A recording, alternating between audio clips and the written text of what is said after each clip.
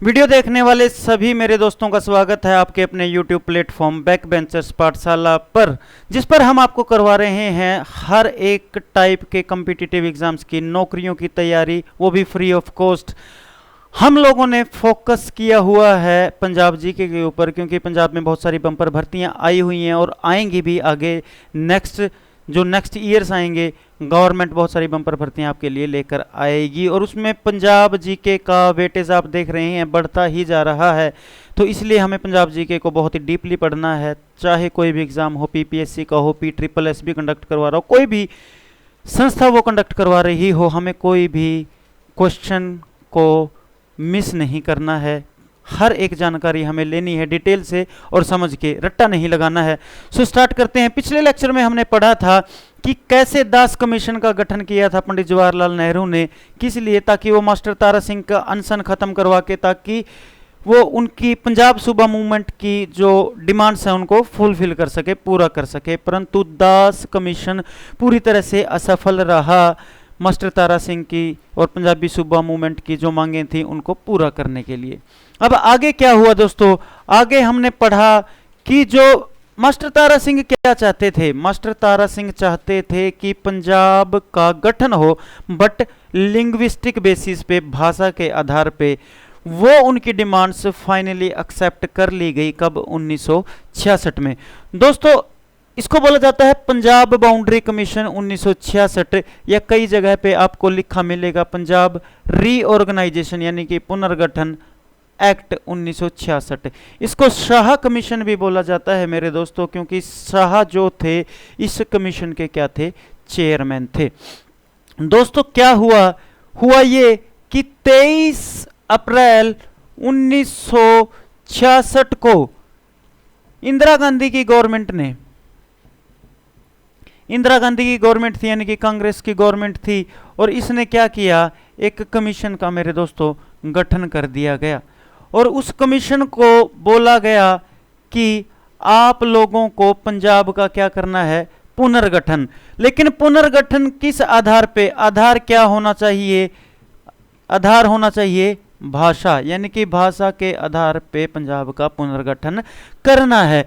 दोस्तों इस कमीशन में, जो ये कमीशन था, इसके जो मेंबर थे, सदस्य कितने थे, इसके सदस्य थे मेरे दोस्तों 2+1 यानी कि 3। 2+1 3 का मतलब क्या था, पहले जो थे वो थे चेयरमैन, और उन चेयरमैन का नाम था श्रीमान JC शाह, शॉर्ट में JC शाह। पूरा नाम पूछे तो जयंती लाल छोटा लाल शाह, ये चेयरमैन थे, इसीलिए इसको शाह कमीशन भी बोला जाता है। जो दूसरे मेंबर थे वो थे मिस्टर S दत्त, आप इसको संजय दत्त के नाम से भी याद रख सकते हैं। जो तीसरे सदस्य थे, वो तीसरे सदस्य का नाम था मेरे दोस्तों M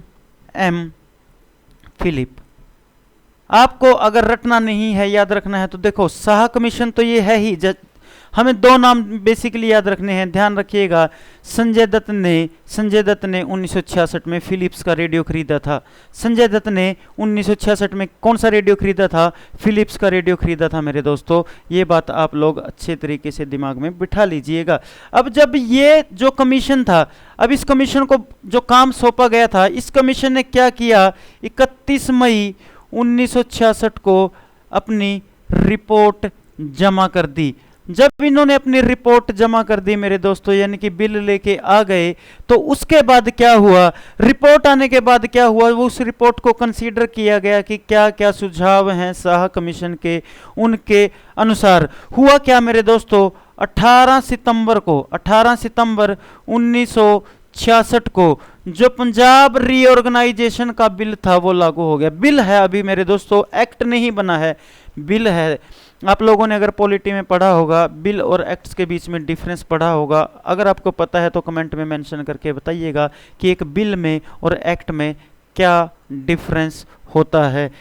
उसके बाद दोस्तों क्या हुआ, 1 नवंबर, देखिए इसको एक बार रब कर देते हैं, ये इंपॉर्टेंट बातें हैं तो इनको ऊपर लिख ही देंगे हम। ये हम यहां से रब कर देते हैं। आई होप कि आपने ये चीजें नोट कर ली होगी। बिल ले आए, अब जब ये बिल ले आए तो इस बिल को पास भी करवाना होगा।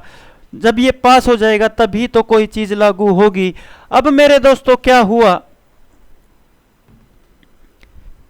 1 नवंबर यानी कि 1 नवंबर 1966 को जो ये रीऑर्गेनाइजेशन बिल था पंजाब का, पंजाब रीऑर्गेनाइजेशन बिल था, वो बन गया एक्ट और लागू कर दिया गया।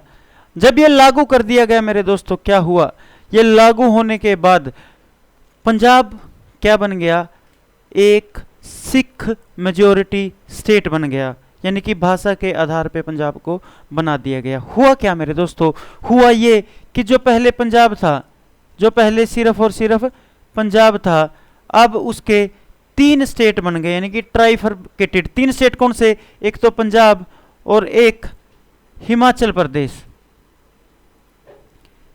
हिमाचल प्रदेश, और एक बन गया मेरे दोस्तों हरियाणा। देखो दोस्तों 3 बन गए, कहां एक पंजाब था, कहां इसमें से 3 बन गए मेरे दोस्तों। जो हरियाणा था वो 17वां राज्य बना था। अब आप लोग ध्यान से देख के बताइएगा कि 18वां राज्य कौन सा बना था। पहले ये ग्रुप कौन से में आता था, सी कैटेगरी में आता था। पहले हिमाचल प्रदेश को स्टेट का दर्जा नहीं मिला हुआ था, इसको दर्जा मिला हुआ था किसका, केंद्र शासित प्रदेश का। 1966 में इसमें कुछ पंजाब के जो हिस्से थे उनको मिला के इसको पूरी तरह से क्या बना दिया गया, एक स्टेट बना दिया गया मेरे दोस्तों। अब अगर आपसे एक क्वेश्चन पूछा जा सकता है कि पंजाब में जिस टाइम पे 1966 में पंजाब का रीऑर्गेनाइजेशन बना, उस टाइम पंजाब में कितने डिस्ट्रिक्ट्स थे मेरे दोस्तों। पंजाब में ध्यान रखना 11 डिस्ट्रिक्ट्स थे, और हरियाणा में, हिमाचल प्रदेश की तो बात ही नहीं कर रहा मैं, हरियाणा के कितने डिस्ट्रिक्ट थे ये कमेंट में मेंशन करके आप लोग बता दीजिएगा। बहुत ही आसान है दोस्तों, आप यहां से कॉपी कर सकते हो, नकल भी मार सकते हो, मैं आपको हिंट दे रहा हूं, ठीक है। माइनस प्लस करके जैसे भी करके आप कॉपी कर लीजिएगा। और उसके बाद मेरे दोस्तों 11 डिस्ट्रिक्ट्स के साथ साथ एक क्वेश्चन पूछा जाता है कि पंजाब के लिए डिमांड किसने करी थी। हमें पता है तारा सिंह ने डिमांड करी थी मास्टर, तारा सिंह ने डिमांड करी थी। और हरियाणा के लिए डिमांड किसने करी थी, आप लोग ध्यान रखिएगा, उनका नाम था हुकुम सिंह। हुकुम सिंह भी ये चाहते थे कि एक हरियाणवी भाषा के आधार पे या फिर हिंदी भाषा के आधार पे क्या बने, एक हरियाणवी स्टेट बने और उसका नाम क्या हो, हरियाणा। तो इनके कहने के ऊपर और इनकी डिमांडों को फुलफिल कर दिया गया और बना दिया गया। अब बन गया है दोस्तों नया पंजाब, जो आजकल का हमारा मॉडर्न पंजाब है। उस मॉडर्न पंजाब में ध्यान रखिएगा कितने डिस्ट्रिक्ट्स थे, डिस्ट्रिक्ट्स थे मेरे दोस्तों 11, और डिवीजन कितने थे, डिवीजन थे 2। अब 2 डिवीजन के बाद अब इसमें एक बात और इंपॉर्टेंट हो जाती है दोस्तों, जब हमने पेप्सू की एडमिनिस्ट्रेशन के बारे में पढ़ा था कि जो उसके सीएम, उसके राज प्रमुख, उसके उप राज प्रमुख पढ़े थे। 1947 के बाद का जो पंजाब बना था, जब हमने पढ़ा था गोपी भार्गवा के जी के बारे में भी पढ़ा था, सीएम त्रिवेदी के बारे में पढ़ा था, सरदार कपूर सिंह के बारे में पढ़ा था, स्पीकर वगैरह उन सब के बारे में पढ़ा था। तो ऐसे ही हम इसको बोलते हैं जी, मान लो मॉडर्न पंजाब। मॉडर्न पंजाब की जो 1966 के बाद का है, इसकी जो एडमिनिस्ट्रेशन है उसके बारे में थोड़ा सा पढ़ लेते हैं। अगर मैं बात करूं उस टाइम के सीएम की, सीएम कौन है, सीएम कौन था, ध्यान से देखिए, सीएम थे मिस्टर गुरमुख, सीएम थे गुरमुख सिंह। अब गुरमुख सिंह सीएम थे तो कोई ना कोई तो गवर्नर भी रहा होगा, कोई ना कोई तो गवर्नर भी रहा होगा। और गवर्नर तो कौन था, तेरी मेरी जोड़ी धर्मवीर, धर्मवीर। तो धर्मवीर थे, कौन थे, धर्मवीर थे गवर्नर। और विधानसभा का स्पीकर किसको नियुक्त किया गया, हरबंस को, हरबंस सिंह, इनको नियुक्त किया गया। ये था दोस्तों मॉडर्न पंजाब का एडमिनिस्ट्रेशन। आप लोग याद रखिए, जब तक 1966 से पहले मेजॉरिटी किसकी थी, मेजॉरिटी थी हिंदू की।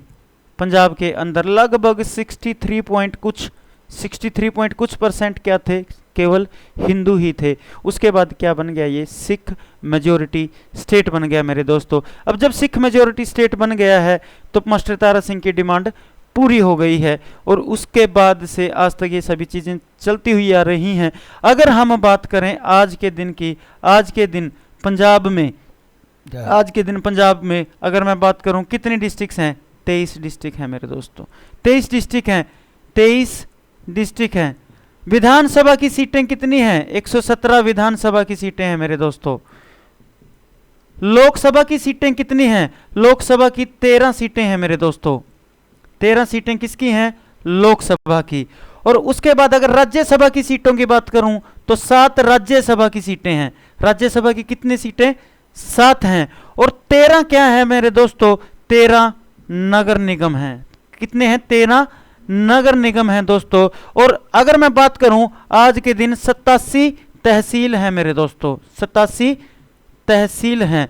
और 86 क्या है मेरे दोस्तों, उप तहसील हैं, उप तहसील। लगभग ये स्ट्रक्चर आपको याद रखिएगा। कितने, 23 जिले, 117 विधानसभा की सीटें, यानी कि एमएलए कितने बनते हैं, 117, और एमपी कितने बनते हैं, 13 यहां से, और 7 राज्यसभा के, 13 नगर निगम है मेरे दोस्तों, 87 तहसील हैं, 86 उप तहसील हैं। गांव बताइएगा 12,581। यानी कि मैं अगर यहां पे लिख दूं पंजाब में कितने गांव हैं मेरे दोस्तों, 12,581 गांव है मेरे दोस्तों। ठीक है, उसके बाद जो छोटी छोटी सी 1-2 बातें आपको बतानी रह गई हैं उनके बारे में भी बता देते हैं, क्योंकि वो पर्टिकुलरली किसी खास टॉपिक में नहीं पढ़ी जाती, सिर्फ उनको हम यहीं पे कंसीडर करके बता देते हैं। ठीक है ना। तो आप लोग देखो, सीएम को एक तरीके से और याद रख सकते हो। कई बार आपको क्या होगा, कई बार आपको होगा कि गुरु का मुख भूल जाएगा। अब गुरु साहब क्या थे, गुरु साहब हमेशा सफर करते रहते थे। तो ध्यान रखिएगा, जो सीएम बने थे 1966 में, उनका नाम था गुरमुख सिंह मुसाफिर, गुरमुख सिंह मुसाफिर। अब एक छोटी सी बात मैं आपको बता देता हूं।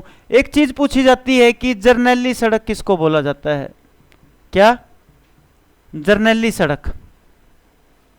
जरनैली सड़क है मेरे दोस्तों, ये वो सड़क है जो कलकत्ता से लेके कहां तक बनी हुई थी, पेशावर तक। इसी को बोला जाता था जरनैली सड़क। ये कहां कहां से पास होती थी, बीच में अमृतसर, जलंधर और लुधियाना, ऐसे ये पास होके पेशावर तक चली जाती थी। उसके बाद एक छोटा सा क्वेश्चन ये पूछ लिया जाता है कि पंजाब का मुख्य खनिज क्या है, क्योंकि वैसे तो दोस्तों पंजाब में मुख्य खनिज मिलते नहीं हैं। ठीक है, तो क्या है पंजाब का मुख्य खनिज, उसका नाम है मेरे दोस्तों लाइमस्टोन, लाइमस्टोन, जिसका फार्मूला होता है CaCO3। ये हम साइंस में पढ़ लेंगे बाद में। ठीक है, इसको कोई दिक्कत वाली बात है नहीं। तो ये ओवरऑल था मेरे दोस्तों, हमने पंजाब की जो है संरचना कर दी है, मॉडर्न पंजाब कर दिया है। इसके बाद हम ओवरऑल पंजाब की इंट्रोडक्शन, कैसे बना, कब बना, पुराने नाम, प्राचीन नाम, सब कुछ कवर कर चुके हैं, हिस्ट्री भी। और मॉडर्न पंजाब पे अब हम आ गए हैं। अब हम पढ़ेंगे कि पंजाब के अंदर क्या क्या चीज़ें, कौन से डिस्ट्रिक्ट्स क्या हैं, बायोडाइवर्सिटी पार्क्स क्या हैं, पंजाब के अंदर मिट्टी की कितनी किस्में हैं, थोड़ा सा मैपिंग के बारे में जिक्र करेंगे। तो बने रहिएगा आप हमारे साथ, हमारे यूट्यूब चैनल बैक बेंचर्स पाठशाला पर। मिलते हैं नेक्स्ट लेक्चर में, तब तक के लिए शुक्रिया, थैंक यू, जय हिंद।